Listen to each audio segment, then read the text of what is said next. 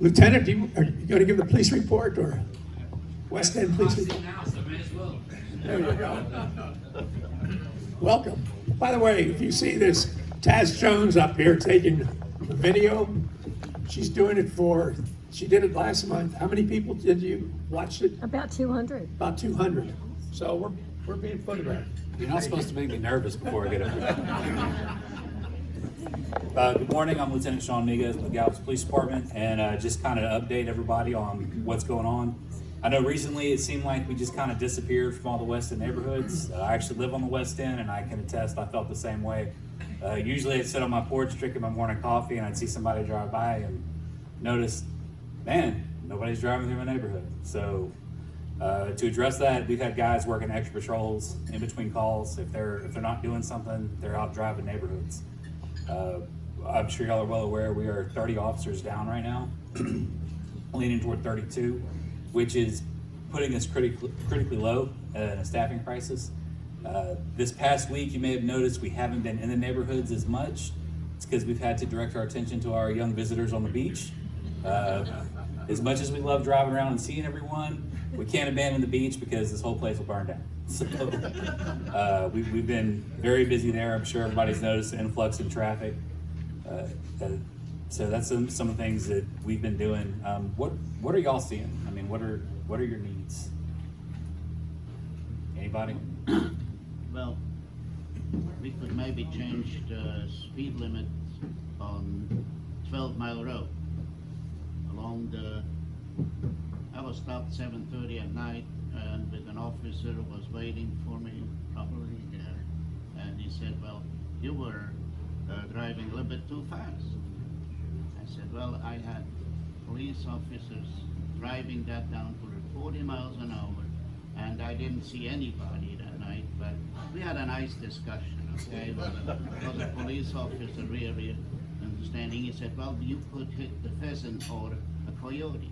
I said, a pheasant I don't do it, but the coyote I want to hit because I have two small dogs. Just don't get one that has a collar, because then they'll know. Anyway, They're tracked. I don't know if you know that. So anyway, I mean, it's something I'm concerned about this. I know we want to say to the kids with 8 or 9 years old when they drive like idiots with their golf carts, we want to maybe make sure that we are behind them, but I don't think that would be necessary to limit the speed limit on a road when nothing is as the golf course, and the other side there's no houses whatsoever. So increasing the speed limit on 12 Mile a little bit, or Yes, just a little bit. what would you like to see it at? Hold on. If you increase the speed limit, Willie, on 12 Mile, that's gonna prohibit golf carts from driving to the golf course, so be careful what you wish for. We have new golf cart regulations, as you know. Well, and there's a whole process for the city increasing the speed limits. They would do a traffic study and everything else. So I can take that back to the traffic department and ask them to do a traffic study. We actually just decreased Oh. it because of the golf cart regulations. Perfect. So that's way above my pay grade. You have to talk to Marie about that one. I cannot talk, she doesn't answer. And actually, the current city ordinance says that it's 45 to the city limits, and it hadn't been updated since we were annexed by the city. So there probably does need to be something put in the ordinance about the speed limit there, because there's nothing really in the ordinance. Sean, what do you think the reason is for being 30 people down or so? Well, I'll tell you, industry-wide, police departments across the country are experiencing the same thing. There's a couple things. One is, policing is one of those rare professions where we all want something to change, and then we dig our heels in and fight like heck to keep it from getting changed, right? So what's kind of happening is, as society's changing and the way that some of our younger members coming in view things, they don't exactly get along, or not really get along, but kind of see eye to eye with some of the old way of doing things. And so there's some learning that's occurring there. And one of the things we found out is, I don't want to call it a mercenary economy, but that's about what it is. Some of our younger officers that come in, they're highly qualified, they're great, but if something happens and they're like, man, I've been here 6 months and I didn't get Christmas off. You know, like, hey, I have boots that are older than you that have never seen a Christmas off either. You know, this is police work. That's gonna be a sacrifice you've got to make. Well, up the road, it may even be a smaller PD, but they'll turn around and say, hey man, I'll give you a take-home car, an extra $5,000 a year, and I'll let you have every other Christmas off if you sign right here.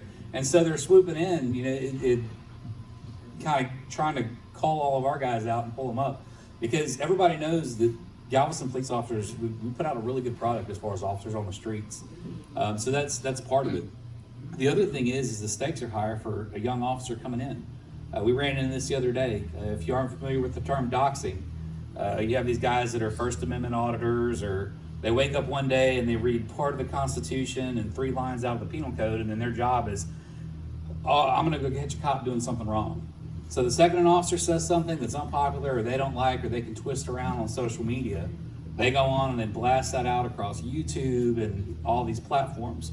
What happens after that is then you have all these other, I call them armchair warriors, right? I mean, everybody's really strong and tough and harsh tongued behind a keyboard, but nobody will say that same thing to you face to face, because we can see how people are reacting. Well, what happens is they go online and they look up where you live, try to find where your kids go to school, what your wife does, as much information as they can, and then they turn around and they post that in all these little dark web forums and all these little extremist places. So the next thing you know, you've got to get a new phone number, you've got to go apply for LifeLock, you've got to apply for Title Lock and all these other things because you're a target. And all that's over one unpopular decision that may have been the right thing to do, but because you've got somebody that's just hell-bent on ruining you, they put that out there. So for these guys, one mistake can lead to their life being ruined. And it's just the stakes are getting so high, people don't want to be in,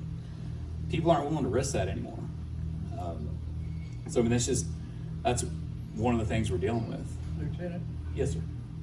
I'd like to add, if you don't mind, there's a lot of, part of the problem y'all are having finding police officers is the fact that police officers are being killed every day now, shot down. And this is a new thing. Back in the old days, you didn't have what we call cop killings like we do now. And of course, it gets in the newspapers and the media and all that sort of stuff. And then you have these politicians that want to defund police departments and things like that. That gets in the media. That's all negative news reporting that affects police recruiting.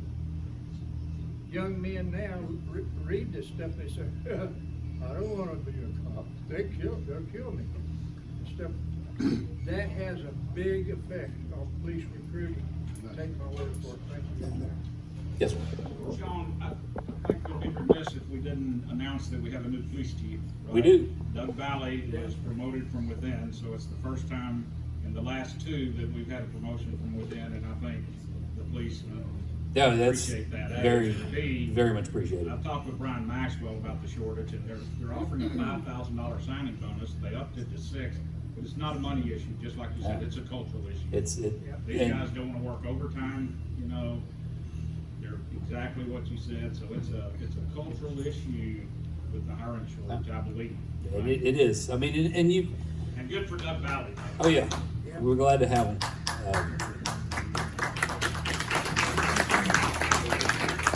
So you kind of hit the nail on the head too. There's that old adage of a carrot and a stick, right? I'd rather lead a horse with a carrot than have to sit back there whipping it with a stick. Well, now we're at a point where we're trying to find the right carrot, right? Well, for a lot of these guys, time off is the thing. I just want time off.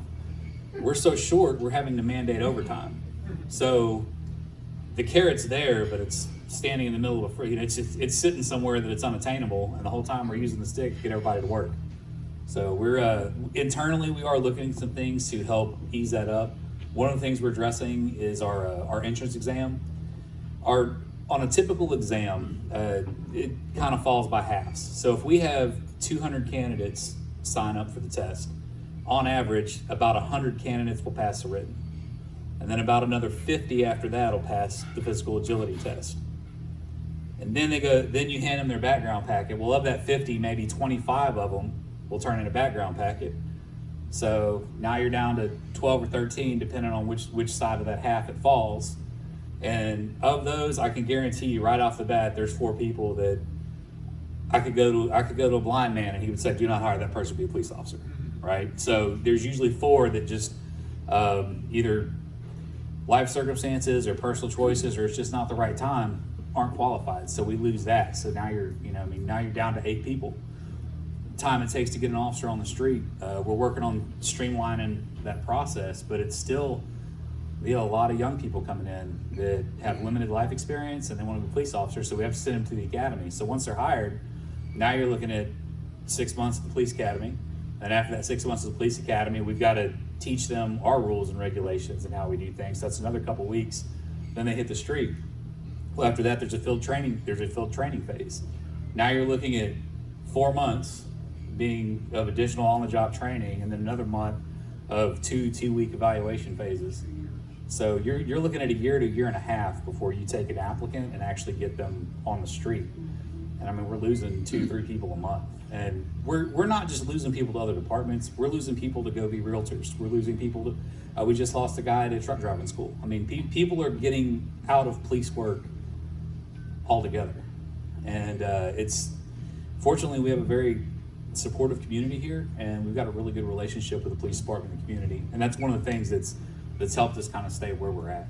And we're trying really hard on our end to do everything we can to streamline the process and make it easier, not so much to get hired, but to have a bigger applicant pool. So I talked about that test earlier. We're actively looking at a test that is a little more applicable to what we do on a daily basis, so that we can at least increase the pool that we have to choose from. Because there's been several times where we've had really qualified applicants trying to lateral in, but then they come take the written test and they fail, and we're stuck at that point. So if the testing is if the written test is what's keeping people out, then we're looking to see to address that. How many times a year do you do the test? We do the test usually 2 times a year. It can go faster depending on how quickly we make it through the list.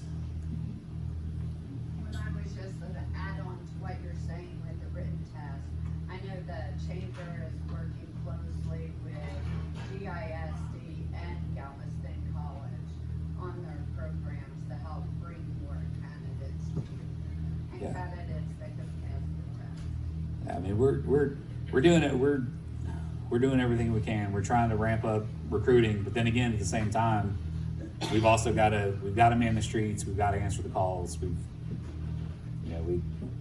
got to be there. I mean, I came in at 6 yesterday, and I backed into my driveway at 12:05 this morning. So, and I was right back at it at 6 this morning. So there's work to do. Thanks so much. Thank you, Lieutenant Hughes. Thank you so much for the information. Okay. Julianne Brown, come on up, please. Galveston Island Nature Tourism Council Chief. Yes. Thank you.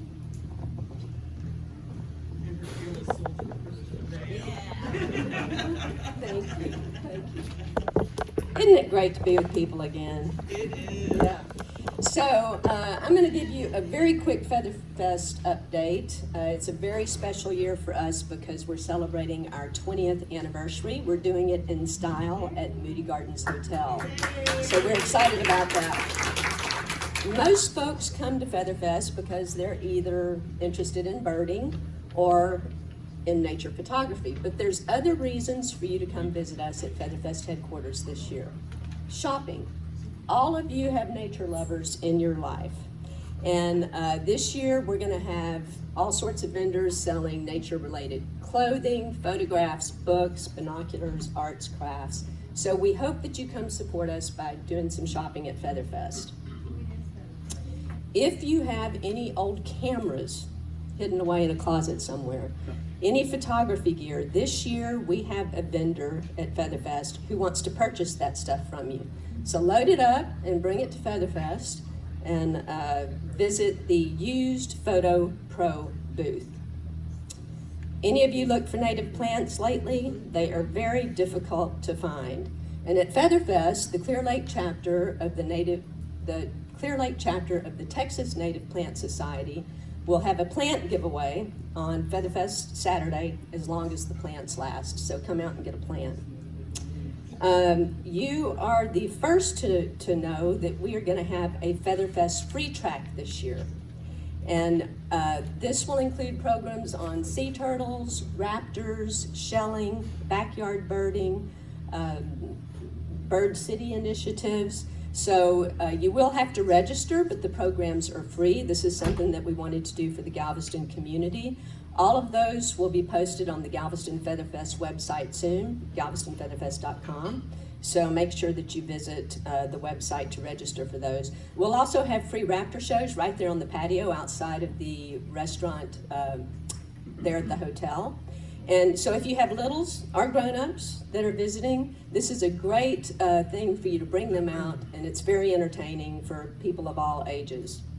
So it sounds like all we do at GINTC is just have tons of fun.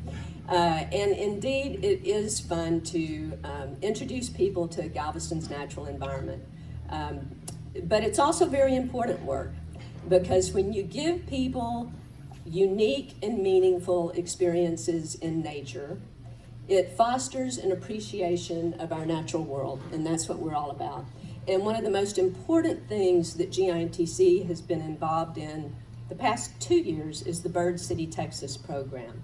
So we led the effort on behalf of the city with tons of help from organizations, individuals, and businesses from one end of this island to the other. Kristen Vale was one of the 3 people who did the heavy lifting on completing the application and submitting it. We were successful. So Galveston is now one of 8 cities across our great state certified as a bird city. So it's kind of a big deal, y'all. So Kristen is the Texas Coastal Program Coordinator for the American Bird Conservancy, and she's going to talk to you for just a few minutes about what this designation means to our Galveston community, our birds that live here, and the birds that visit. So, Kristen. Dates for Featherfest, please. Dates. The date. Oh, I'm sorry, April 21st through 24th. I'm trying to go really fast because I know we're tight on time here. All right. Good morning, everybody. Thank you very much for letting us talk to y'all. So Bird City, Texas is a really special program. It's an important program, and as Julian mentioned, Galveston is designated, and we're designated for 3 years, and this is a very strict program. It's a criteria-based program, so we had to follow and fulfill some really strict criteria to even be considered, and the program is dedicated to protecting birds and their habitats where we live, work, and recreate. And so bird populations are declining across the U.S. And so this program is meant to help communities rally together to help protect the birds in your backyards or the places where you work. So Galveston is very important for birds. We have birds here year round. We have many different habitats that support birds, the beaches, the bays, the marshes, the coastal prairies, the oak moths. So we have a really important habitats that support a large number of birds. So that was really important for us to help the community rally together to protect those habitats for birds year round. And so I printed out a flyer that is out by the exit or entrance of the doors that I would like everybody to take and post in your house, in your rental house or your business. And it lists different ways for you to help protect birds in your backyard or your workplace. And this is for people that live in Galveston and outside of Galveston.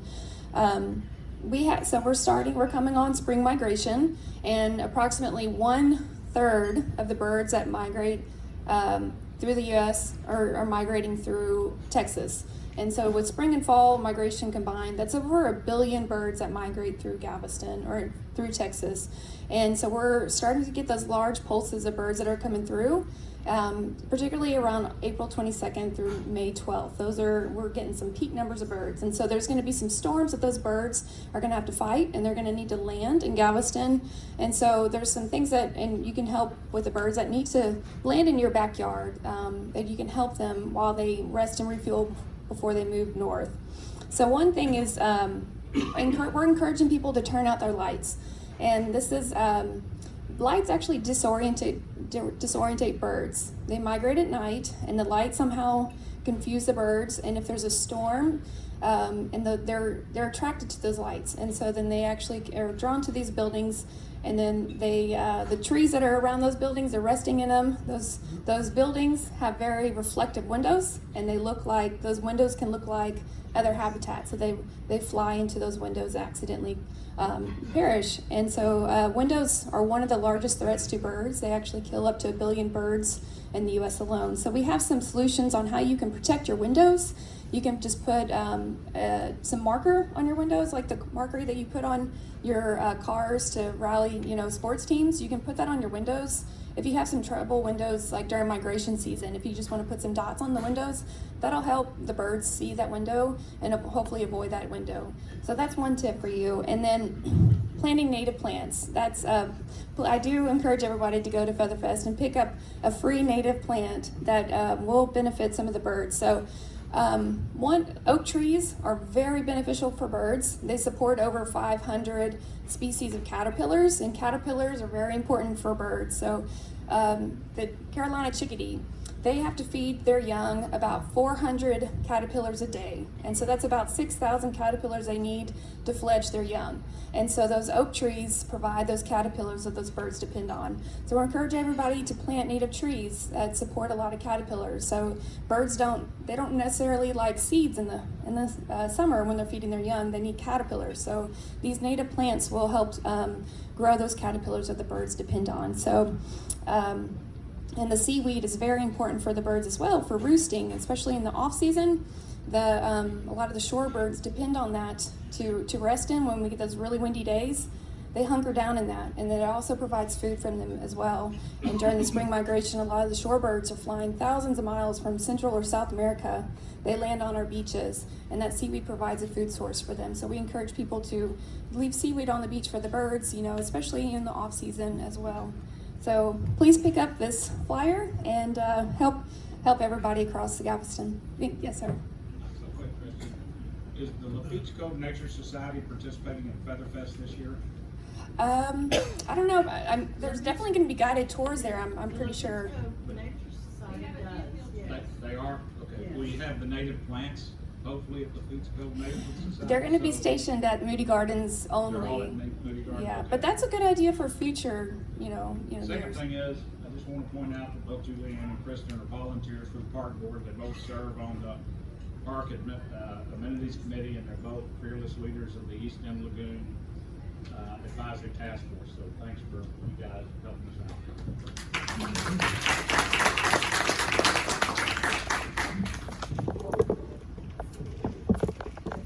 Thanks so much. Appreciate it. Julianne, thank you for coming again. Okay, Sally Bach will give us a report on the Gulf Coast Protection District.